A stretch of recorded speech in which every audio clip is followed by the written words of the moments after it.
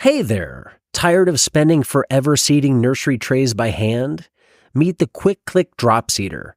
It makes seeding trays super fast. Just a click and you're done. You can seed multiple trays in no time, making your nursery work way easier. Plus, it works with paper pot trays, microgreens, and any other tray that you have. Say goodbye to tedious seeding and hello to more time on the farm. Join hundreds of other farmers and try the Quick Click Seeder today.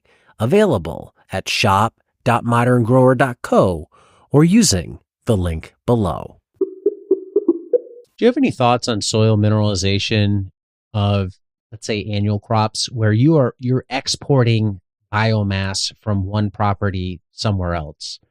And if you're not reapplying some sort of biomass to reintroduce minerals, are you exporting minerals from your soil enough to detrimentally harm the soil? Or do you think that there's enough minerals in the soil, the more biologically active the soil is, it can mine it from the bedrock, all of the little bits of rock and things like that in the soil. So this idea of remineralization maybe isn't as important as some people might emphasize? As long as you have the biology and as long as those elements are there in that soil parent material, they can be extracted by the microbes. That's how this planet developed. We take such small amounts out, 96% of it that we pull off of a field is either carbon, hydrogen, oxygen, or nitrogen. All of those have been gases at one time, and you're pulling them in as a gas. They're in the atmosphere. They're freely available.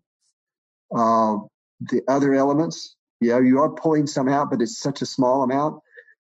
And, like phosphorus, we have probably over 40 years supply of phosphorus that we've dumped in the soils that's inaccessible to a plant because there's not the right biology there to make it available. Due to soil physical chemistry, the phosphorus gets locked up and the plant can't access it unless it has the right microbe.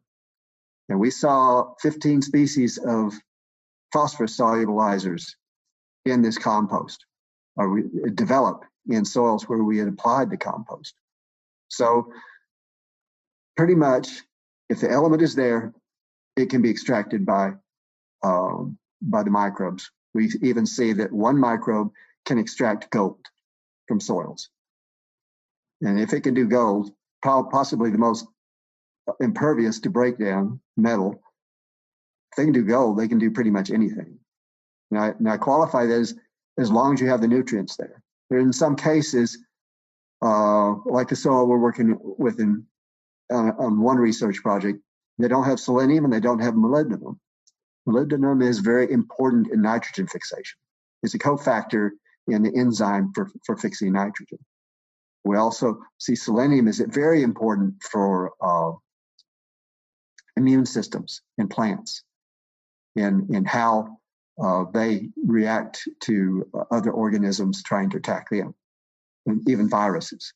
So if it's there, I believe that the microbes could mine it. If it's not there, you may have to supplement.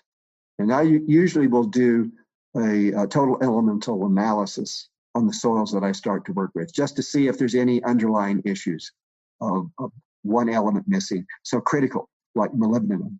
I mean, if you don't have that, that will hamstring your ability to fix nitrogen. That's key in this system, is having those organisms function properly. I know when nitrogen's fixed, it's expensive in terms of carbon. Maybe it's like 10 to 1. I forget the exact ratio. 12 to 1. 12 units of carbon for 1 unit of nitrogen. Does that give some credence to this idea of growing a nitrogen fixing plant with another type of plant? If you think of this Three Sisters example, beans grown with corn, with squash, beans are fixing nitrogen. The nitrogen fixation process requires a lot of carbon to make that happen. Maybe the bean can't produce enough itself, so now you have another plant, corn and or squash, which is pumping out its own source of carbon into the soil around those beans. Does it make sense to have a nitrogen fixer and a non-nitrogen fixer paired together to make sure there's enough carbon in the soil, or is the biology just going to do that? I think I've always gone with mixed species, multi-species covers. just to try to take advantage of that synergy that develops between plants. There's really interesting research done in Canada, and they compared multi-species covers to a single species triticale. And you can see in they didn't get a lot of rain, and the triticale didn't get but calf high. And yet in the multi-species mix, same amount of water, when the fields were right next to each other, you had a cover crop that was above your knees. So how these plants work in synergy together is another great thing that we need to explore. You know, they help each other in many ways in the flow of that energy. So, and the utilization of water. Hello, growers. Want to boost your sales, reach new customers, and streamline your sales process, all from your home office?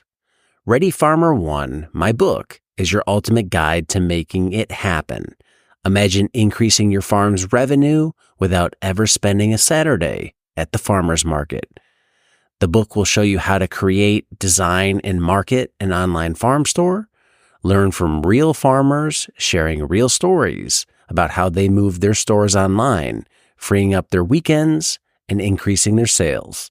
Get my book, Ready Farmer 1, on Amazon and transform your farm business today.